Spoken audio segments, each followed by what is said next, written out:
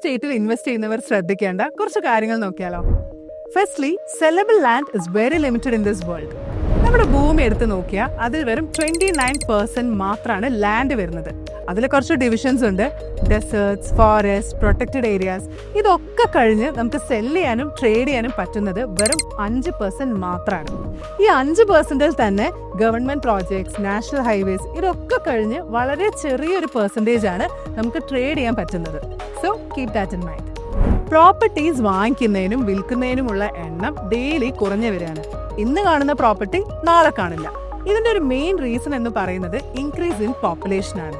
ഇപ്പോൾ നമ്മുടെ കോഴിക്കോട് തന്നെ ജോലി, എഡ്യൂക്കേഷൻ, ബിസിനസ് ആവശ്യങ്ങൾക്കൊക്കെ നിരവധി പേരാണ് മൈഗ്രേറ്റ് ചെയ്ത് വരുന്നത്. So properties are decreasing day by day. Finally, നിങ്ങളുടെ റിയൽ എസ്റ്റേറ്റ് അസറ്റ്സ്, അതിന്റെ ഗ്രോത്ത് ഇസ് വെരി നാച്ചുറൽ. നിങ്ങൾ ഇതിൽ കൂടുതൽ ടൈം സ്പെൻഡ് ചെയ്യണം, അല്ലെങ്കിൽ ഇൻവോൾവ് ആകണം. പക്ഷേ നിങ്ങൾ റൈറ്റ് ആൻഡ് കറക്റ്റ് ആയിട്ടുള്ള റിയൽ എസ്റ്റേറ്റിൽ ഇൻവെസ്റ്റ് ചെയ്യുകയാണെങ്കിൽ നിങ്ങൾ ഇതിന് അധികം ടൈം സ്പെൻഡ് ചെയ്യേണ്ട ആവശ്യം വരുന്നില്ല.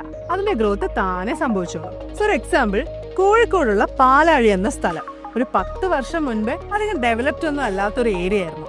ഇപ്പോൾ സൈബർ പാർക്ക്, ഹൈലൈറ്റ് ഗ്രൂപ്പ് എന്നിവയൊക്കെ വന്നതോടുകൂടി പാലാഴിയുടെ വാല്യൂ 10 ടൈംസ് ആണ് കൂടിയിട്ടുള്ളത്.